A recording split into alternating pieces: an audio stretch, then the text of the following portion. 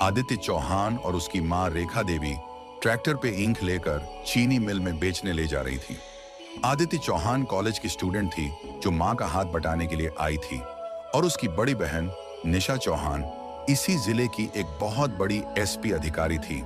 और जैसे ही वह ट्रैक्टर लेकर कुछ दूर गई, आगे सड़क पर एक पुलिस बैरियर लगा हुआ था और इंस्पेक्टर देवेंद्र पांडे अपने 2 हवालदारों के साथ रोड पे हर एक आने जाने वाले को जबरदस्ती चालान काट रहे थे और उनसे जबरन गुंडे की तरह पैसे वसूल कर रहे थे। और जब आदित्य चौहान और रेखा देवी अपना ट्रैक्टर लेकर वहां पहुंची तो इंस्पेक्टर देवेंद्र पांडे ने उन्हें भी गुंडे की तरह हाथों का इशारा करते हुए रोका और गरजते हुए कहा, ए लड़की, ट्रैक्टर साइड में लगा और फटाफट गाड़ी का कागज दिखा। आदित्य ने ट्रैक्टर रोक लिया और दोनों माँ बेटी ट्रैक्टर से नीचे उतरी और बोली, जी साहब, हम फसल काटने के बाद यहीं पास वाले चीनी मिल में ले जा रहे हैं।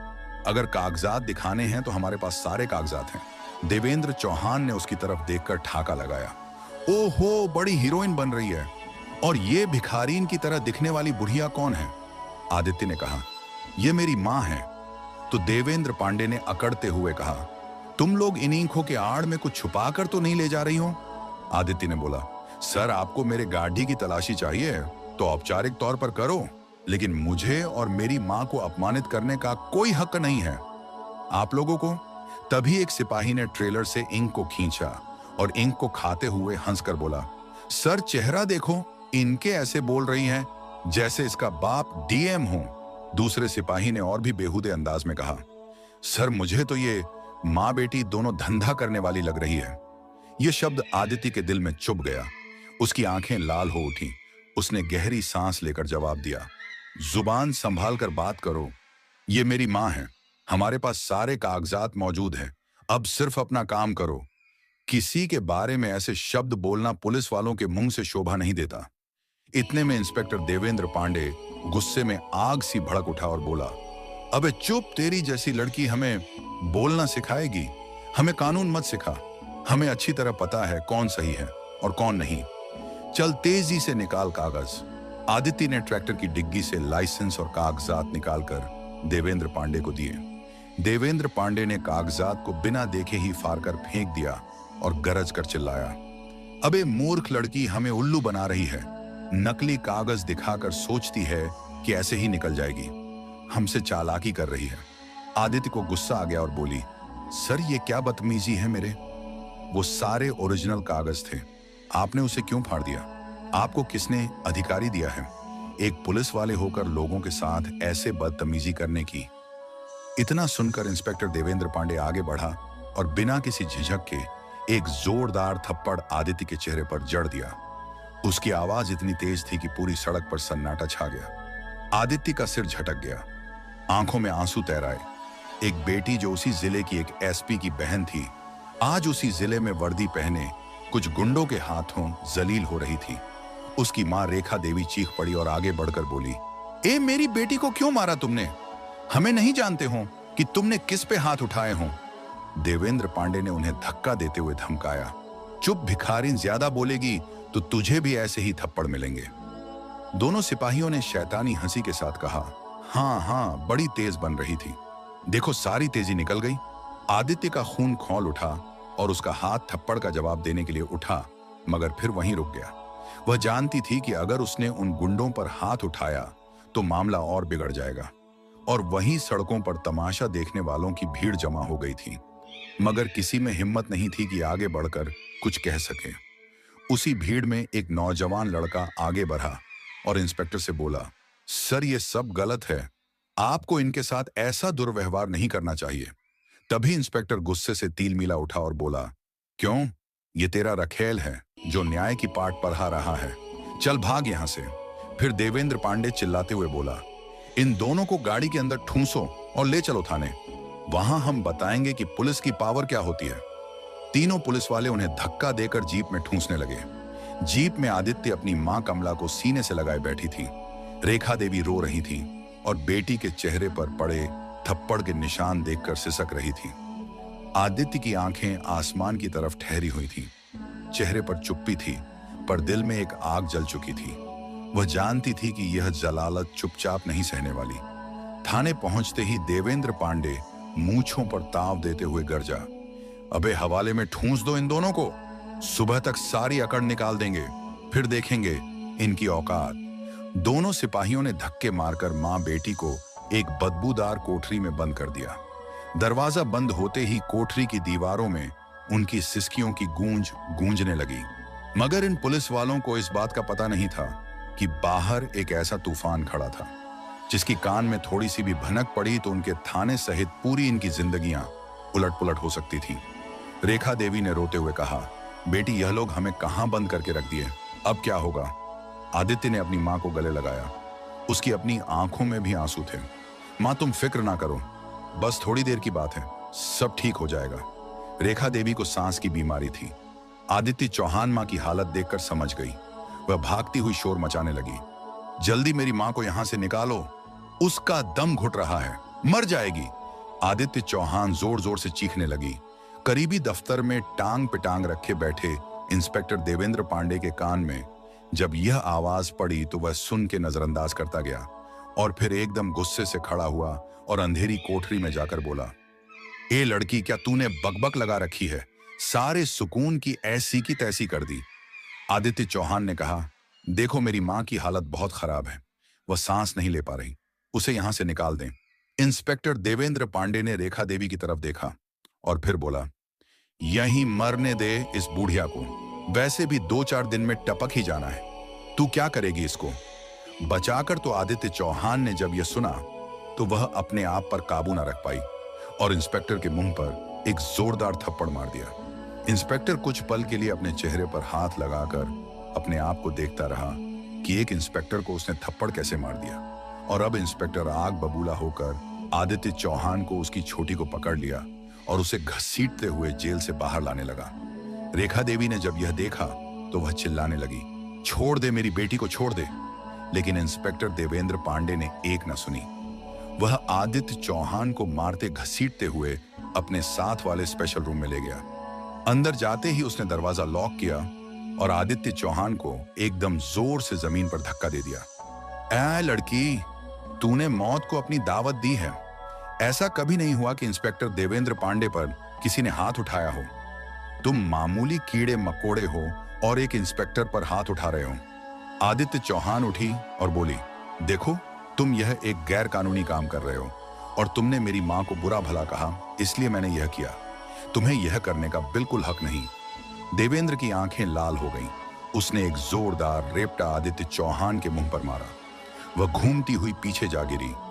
ए बड़ी आई, तू मुझे इंस्पेक्टर को कानून सिखाएगी? वहां अंधेरी कोठरी से रेखा देवी लगातार आवाजें लगा रही थी, छोड़ दो मेरी बेटी को, छोड़ दो। आदित्य चौहान के कानों में जब यह आवाज पहुंची तो वह एकदम उठकर इंस्पेक्टर के पैरों में गिर गई और बोली, देखो तुम मेरी मां को छोड़ दो, उसको अस्पताल ले जाओ, उसकी तबीयत खराब है, उसका दम घुट जाएगा, वो मर जाएगी। लेकिन इंस्पेक्टर देवेंद्र पांडे ने आदित्य चौहान को ठोकर मारते हुए कहा, मर जाएगी, मरने दे बुढ़िया को, धरती से कुछ तो बोझ कम होगा मां के बारे में। यह शब्द सुनकर आदित्य चौहान के वजूद में बिजली दौड़ गई। तभी उसके जहन में अपनी बहन निशा का ख्याल आया, जो कि इसी जिले के एसपी ऑफिसर थी। आदित्य एकदम से खड़ी हुई और इंस्पेक्टर से कहने लगी, देखो मेरे साथ जो करना है कर लो, लेकिन मेरी मां को जल्दी अस्पताल ले जाओ। अगर उसको कुछ हो गया तो तुम और तुम्हारे या पूरे थाने के पुलिस वाले जिंदगी भर उसकी सजा भुगतोगे। सबके सबकी वर्दियां उतर जाएंगी। इंस्पेक्टर देवेंद्र पांडे ने जब यह सुना तो वह खरकट्टे मार मार के हंसने लगा और घमंड के साथ बोला, तो 2 टके की छोकरी हमारी वर्दियां उतारवाएगी इंस्पेक्टर की, या वह बुढ़िया खोस्ट उतारवाएगी? अब मरने दे इस बुढ़िया को, मैं भी देखता हूं कि किसकी इतनी हिम्मत है जो इंस्पेक्टर देवेंद्र पांडे पर हाथ उठा सके। तभी रेखा देवी की एक और जोरदार आवाज आई। आदित्य चौहान ने जब यह सुना तो वह इंस्पेक्टर को धक्का देते हुए कमरे से बाहर जाने लगी, लेकिन देवेंद्र पांडे ने उसे पीछे कमरे में धक्का देकर बोला, यह बुढ़िया इतनी जल्दी नहीं मरने वाली, पहले उसे ठिकाने लगाता हूं, फिर देखता हूं तुझे। इंस्पेक्टर कमरे से बाहर निकल आया और बाहर से कुंडी लगा दी। आदित्य चौहान अंदर से दरवाजा पीटने लगी, खोलो दरवाजा, मुझे मेरी मां के पास जाना है। लेकिन इंस्पेक्टर अपने दफ्तर में जाकर सुकून से बैठ गया। इतने में रेखा देवी की आवाजें भी आना बंद नहीं हुई, पर इस बार उनकी आवाज दर्द से कमजोर हो चली थी। इंस्पेक्टर देवेंद्र पांडे जब यह सुना तो बोला, है, पता नहीं बुढ़िया कब मरने वाली है, और कहकर वहीं दफ्तर में आंखें बंद करके सो गया। रेखा देवी यूं ही आवाजें लगाते लगाते एकदम जमीन पर ढलक पड़ी। सांसें धीमी पड़ गईं और वह बेहोश होकर लेट गई। कुछ पल बाद जब इंस्पेक्टर देवेंद्र पांडे की आंख खुली तो उसने चौंक कर कहा, यह बुढ़िया चुप कैसे बैठी है, जाकर देखता हूं। इंस्पेक्टर कुर्सी से उठकर अंधेरी कोठरी की ओर बढ़ा। जैसे ही वह वहां पहुंचा तो रेखा देवी को जमीन पर पड़ी देखकर उसे लगा कि वह इस दुनिया से चली गई है। देवेंद्र पांडे ने घमंड भरी हंसी के साथ कहा, हाँ हाँ हाँ, ए बुढ़िया गुजर गई क्या? चलो, बड़ी मुश्किल से जान छोड़ी है तूने। उसकी आंखों में एक रचनात्मक संतोष था। चलो जाकर तेरी बेटी को यह खबर सुनाता हूं, देखता हूं कैसे हमारी वर्दी यहां उतारवाएगी। ये कहते हुए वह ठहाका मारकर वहां से निकल गया। देवेंद्र पांडे ने आदित्य चौहान को जिस कमरे में बंद किया था उस दरवाजे की कुंडी खोली और अंदर घुस गया। अंदर आते ही वह जोर जोर से हंसने लगा। आदित्य ने जब इंस्पेक्टर की तरफ देखा तो आंसू और डर से उसका चेहरा फीका पड़ गया। वह दौड़ती हुई देवेंद्र पांडे के पास आई। मेरी मां की तबीयत कैसी है, मुझे उनसे मिलने दो, मैं हाथ जोड़ती हूं, उसने अवधि में गुहार लगाई। इंस्पेक्टर ने धत्कारते हुए कहा, तुझे उस बुढ़िया से मिलने के लिए अब अगले जन्म का इंतजार करना होगा। आदित्य के शरीर से जैसे जीवन ही निकल गया। कहाँ है मेरी माँ? क्या हुआ, उसको ठीक तो है ना? उसने कांपते हुए पूछा। इंस्पेक्टर हंसते हुए बोला, बुढ़िया एक कोने में पड़ी हुई है, मरी सी। यह सुनकर आदित्य के पैरों तले जमीन खिसक गई। वह एकदम पत्थर जैसी ठहर सी गई। तुरंत ही आदित्य ने देवेंद्र पांडे को धक्का देकर पीछे हटाया और आवाजें लगाते हुए अंधेरी कोठरी की ओर दौड़ी। वहां पहुंचकर उसने देखा कि रेखा देवी बेहोशी की हालत में जमीन पर पड़ी थी। मां को ऐसे पड़ा देखकर आदित्य का दिल फटने लगा। वह रेखा देवी के पास गिर पड़ी। मां, मां, आंखें खोलो मां, क्या हुआ तुम्हें? देखो मैं आदित्य हूं, मैं आ गई हूं, बोलो तो कुछ। मां आदित्य जोर जोर से मां को हिलाने लगी, पर रेखा देवी शांत और बेहोश थी। तभी देवेंद्र पांडे आया और बोला, ऐ छोकरी, बुढ़िया गुजर चुकी है, क्या ड्रामेबाजी कर रही है तू? उसने एक कांस्टेबल को आवाज दी। 2 कांस्टेबल भागते हुए आए और इंस्पेक्टर के कहने पर बोले, इस बुढ़िया को यहां से उठाकर ले जाओ और ठिकाने लगाओ, कोई पूछे तो कहना एक्सीडेंट में मारी गई है। सिपाहियों ने जल्दी जल्दी रेखा देवी को उठाने की कोशिश की। आदित्य चीख उठी और बोली, कोई हाथ मत लगना मेरी मां को। और तुरंत आदित्य ने बेताब होकर इंस्पेक्टर देवेंद्र पांडे को कालर पकड़ डाली और चिल्लाते हुए बोली, तुम लोगों को मैं वो सजा दिलवाऊंगी जो सजा आज तक जिंदगी में किसी ने नहीं दिया होगा। देवेंद्र पांडे ने एक झटका देकर अपना गला छोड़ाया और ठाके से कहा, अबे जा रे छुई मुई, किससे शिकायत करेगी? डीएसपी से, एसपी से? वे सब मेरे पेटी भाई बहन हैं, कोई हाथ नहीं लगा सकता मुझ पर। उसने और घड़ी भर के लिए आदित्य को ठुकरा दिया कि उसकी आवाज न मानी जाए। आदित्य ने आंसू भरी आंखों से मां के लिए खड़े होकर जमीन पर पड़े उनके ठंडे चेहरे को देखा और हकलाकर बोली, मूर्खों। तभी उसी हड़बड़ाहट और निर्दयता के बीच रेखा देवी की सांसें कुछ धीमे धीमे फिर चलने लगी। एक हल्की सी गूंग समान आवाज आई और फिर उनकी पलकों में कंपन सा महसूस हुआ। आदित्य की चीखें एक क्षण के लिए थम सी गईं और फिर वह जोर से बोली, मां, मां, सुन रही हो? रेखा देवी की आंखें धीरे धीरे खुली। वे बेहोशी से उभरते हुए पहले धीरे धीरे अपनी बेटी की तरफ देखी, फिर सांस गहरी हुई। आदित्य चिल्लाकर उनके गले लग गई, मां, तुम जिंदा हो। देवेंद्र पांडे और सिपाही उन पल में थर्रा गए। इंस्पेक्टर की घमंडित हंसी हंसते बोला, अरे बुढ़िया, तू तो जिंदा है, मुझे लगा कि तू तो टपक गई होंगी। चल कोई बात नहीं, अब दोनों माँ बेटी को पूरी जिंदगी इसी थाने में शराऊंगा। और उधर इसकी बड़ी बहन एसपी निशा चौहान, वह काफी देर से अपनी माँ रेखा देवी और अपनी बहन अदिति चौहान को कॉल कर रही थी, लेकिन उनका नंबर बंद आ रहा था। निशा चौहान जो इसी शहर में अपने फर्ज निभा रही थी, हफ्ते में सिर्फ एक बार ही घर आ पाती थी। लेकिन जब काफी समय तक आदित्य और उसकी मां का फोन नहीं लगा तो निशा चौहान के दिल में अजीबोगरीब ख्याल आने लगे। पता नहीं कॉल क्यों नहीं लग रही, ठीक तो होंगी ना मां और आदित्य। तभी निशा चौहान को याद आया कि उसके घर के पास जो लड़का रहता है, निशा चौहान ने कहा, इसे कॉल करके पूछती हूँ। तभी निशा चौहान ने अपने मोबाइल पर फैजान राव का नंबर डायल किया। हाँ फैजान, मेरे घर जाकर देखो तो सही, मेरी माँ और आप ही का नंबर नहीं मिल रहा। सब खैरियत तो है? फैजान घर से बाहर निकला और देखा घर पर ताला लगा था। I am outside your house but the gate is locked. यह सुनकर निशा चौहान बहुत परेशान हो गई। उसने उसी वक्त घर जाने का फैसला किया और एसपी निशा चौहान अपनी बड्ढे बड्ढे पुलिस अधिकारियों के साथ गाड़ियों का काफिला लेकर और अपने शहर की तरफ निकल गई। गाड़ी में बैठी हुई वह लगातार अपनी माँ और बहन के बारे में सोचती रही। कहाँ चली गई हैं वह दोनों? कुछ देर बाद निशा चौहान अपनी गाड़ी में पुलिस ऑफिसरों के साथ घर के बाहर पहुंची तो घर पर लगे ताले को देखा और इधर उधर लोगों से पूछने लगी, लेकिन किसी को उनके बारे में कोई खबर न थी। पुलिस अधिकारियों ने घर का ताला तोड़ा और अंदर की अच्छी तरह तलाशी। Moving left, clothes, moving to the next room, मगर अंदर भी कोई मौजूद नहीं था। अब निशा चौहान अपनी माँ और बहन की गुमशुदगी को पता करने वहीं पास वाले थाने में पहुंची तो इंस्पेक्टर देवेंद्र पांडे अपने ऑफिस में बैठा चाय पी रहा था और जैसे ही उसने निशा चौहान की वर्दी पर लगे स्टार्स और अशोक स्तंभ को देखा और इसके पीछे खड्डी है बड्ढे पुलिस अधिकारी को देखा तो चौंक गया और तुरंत देवेंद्र पांडे ने झट से चाय का कप टेबल पर रखा और इंस्पेक्टर देवेंद्र पांडे डरते हुए खड़ा होकर सैल्यूट मारा। जी मैडम, हुक्म कीजिए, कैसे आना हुआ? एसपी निशा बोली, मेरी माँ और बहन लापता हैं, इसीलिए मैं चाहता हूं कि मुझे 3 घंटे के अंदर मेरी माँ और बहन को पता लगाओ कि वह कहाँ हैं। इंस्पेक्टर बड़े प्यार और अदब से बोला, जी मैडम, हम बहुत जल्दी माँ और बहन को खोज निकालेंगे, लेकिन अगर आपके पास उनकी कोई तस्वीर हो तो उन्हें ढूंढने में आसानी हो जाएगी। निशा चौहान बोली, तस्वीर तो नहीं? अच्छा रुको, जरा मोबाइल में देखती हूँ। वो मोबाइल की गैलरी में तस्वीर ढूंढने लगी। ओह हाँ, मिल गई, ये रही। इंस्पेक्टर देवेंद्र पांडे ने बड़े प्यार से कहा, जल्दी दिखाइए। और जैसे ही निशा चौहान ने अपना मोबाइल इंस्पेक्टर के हाथ में दिया, आदित्य और रेखा देवी की तस्वीर देखकर इंस्पेक्टर का चेहरा उड़ गया, उसके हाथ कांपने लगे। निशा चौहान बोली, क्या हुआ, ठीक तो हो? तुम? इंस्पेक्टर के दिल की धड़कन तेज हो गई और चेहरे से पसीना टपकने लगा। निशा चौहान ने कठोर आवाज में कहा, क्या हुआ, बताओ क्या है? यह सब इंस्पेक्टर ने कांपती आवाज में कहा, कुछ नहीं मैडम, हम उन्हें जल्द ढूंढ निकालेंगे, आप जाइए। निशा चौहान को इंस्पेक्टर पर थोड़ा शक हुआ, लेकिन बोली, जल्दी ढूंढो उन्हें। देवेंद्र पांडे ने घबराते हुए कहा, जी मैडम, बहुत जल्द निकाल लेंगे, आप फिक्र मत कीजिए।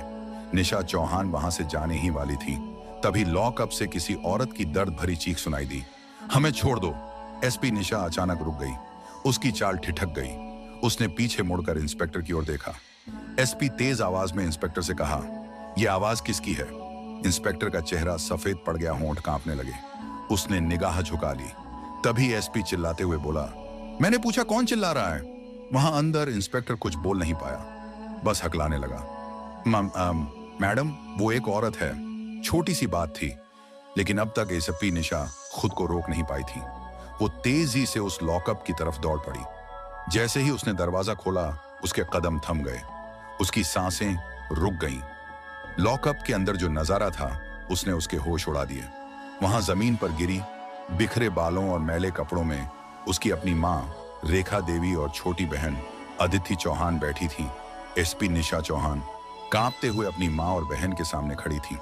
रेखा देवी ने जैसे ही बेटी को देखा, वो फूट फूट कर रो पड़ी। रेखा देवी रोते हुए बोला, बेटी तू यहाँ कैसे आई? भगवान ने भेजा तुझे, हमें तो लगा अब कोई नहीं बचाएगा। निशा ने घुटनों के बल बैठकर अपनी माँ के पैर पकड़ लिए। माँ, ये किसने किया? किसने तुम्हें यहाँ बंद किया? अदिति चौहान जो कोने में सिमटी हुई बैठी थी, धीरे धीरे सिर उठाया तो देखा उसकी बहन सामने खड़ी है, तो तेजी से बहन के पास गई और अपनी बहन के सीने से लिपट गई और कांपती आवाज में कहा, दीदी, वो इंस्पेक्टर और ये पुलिस वाले बहुत बुरे हैं, इन्होंने हमारे साथ बहुत गलत किया है। दीदी, जब हम ट्रैक्टर पे इंक लेकर बेचने जा रहे थे तो ये लोग हमें रोक लिए और हमसे गाढ़ी के कागज मांगे। जब मैंने कागज दिया तो कागज को फाड़ दिया और पैसे मांगने लगे। मैं मना किया तो माँ को धक्का दिया और जब मैंने विरोध किया तो हमें थाने ले आया। माँ को मारा, मुझे भी, और कहा कि कोई हमारी बात नहीं सुनेगा। निशा के चेहरे पर क्रोध की ज्वाला फैल गई। उसकी आंखें लाल हो गईं। एक अफसर नहीं, अब एक बेटी और बहन खड़ी थी वहां। वो धीरे धीरे उठी और लॉकअप से बाहर निकली। इंस्पेक्टर और बाकी सिपाही डर के मारे पीछे हट गए। एएसपी गरजती आवाज में कहा, वर्दी पहनकर तुमने औरतों पर हाथ उठाया, वो भी मेरी माँ और बहन पर। इंस्पेक्टर हकलाया। मैडम, गलती हो गई, पहचान नहीं पाया। एसपी निशा चीखते हुए बोली, गलती नहीं, पाप किया है तुमने। उसने तुरंत एक आईपीएस अफसर को आदेश दिया कि इंस्पेक्टर और शामिल सिपाहियों की इन सबको ड्यूटी से सस्पेंड किया जाए और इनके वर्दी उतारो। अभी के अभी आईपीएस अधिकारी ने 2 पुलिस अधिकारियों को आदेश दिया। 2 पुलिस अधिकारी आगे बढ़े और सबके सामने थाने में जबरन इंस्पेक्टर और उन 2 सिपाहियों की बेल्ट और टोपी उतारी गई। थाने में सब खामोश थे। एसपी निशा आगे बढ़कर बोली, अब इन्हें उसी लॉकअप में डालो जहां इन लोगों ने मेरी माँ और बहन को रखा था, और इन्हें दिन में सिर्फ एक बार खाना दो, और वो भी सूखी रोटी। पुलिस अधिकारियों ने आदेश का पालन किया। इंस्पेक्टर और उसके 2 साथी उसी सेल में ठूंस दिए गए। निशा ने दरवाजा बंद करते हुए कहा, अब महसूस करो वो अपमान जो हर निर्दोष औरत यहां झेलती है। थाने के बाहर मीडिया और अधिकारी जमा हो चुके थे। निशा ने सबके सामने बयान दिया, कानून सबके लिए बराबर है, चाहे अपराधी पुलिस की वर्दी में ही क्यों ना हो। रेखा देवी और आदित्य को सम्मानपूर्वक थाने से बाहर लाया गया। निशा ने अपनी मां का हाथ थामा और कहा, अब कोई भी तुम्हारे साथ अन्याय नहीं करेगा मां, जब तक तुम्हारी बेटी जिंदा है। थाने के ऊपर हवा में तिरंगा लहरा रहा था और पहली बार उस इमारत में इंसाफ की गूंज सुनाई दे रही थी। कहानी यहां खत्म होती है, लेकिन एक मजबूत सीख के साथ। अगर आप सच्चाई के रास्ते पर अकेले भी खड़े हैं तो याद रखिए, आपकी एक चिंगारी पूरी व्यवस्था में लगी आग को बुझाने की ताकत रखती है। जीत हमेशा सच की होती है। अगर आपको यह कहानी पसंद आई हो तो इसे लाइक करें और ज्यादा से ज्यादा लोगों तक शेयर करें, और हमारे चैनल को सब्सक्राइब करना ना भूलें, क्योंकि हम आपके लिए ऐसी ही प्रेरणादायक कहानियां लाते रहेंगे। तो दोस्तों, यह कहानी केवल मनोरंजन और शिक्षा के उद्देश्य से बनाई गई है। इसमें दिखाए गए सभी पात्र, घटनाएं और संवाद काल्पनिक हैं। किसी भी वास्तविक व्यक्ति, संस्था या घटना से इनका कोई संबंध नहीं है। कृपया इसे केवल कहानी के रूप में देखें और इसका आनंद लें। हम किसी की भावनाओं को ठेस पहुंचाना नहीं चाहते।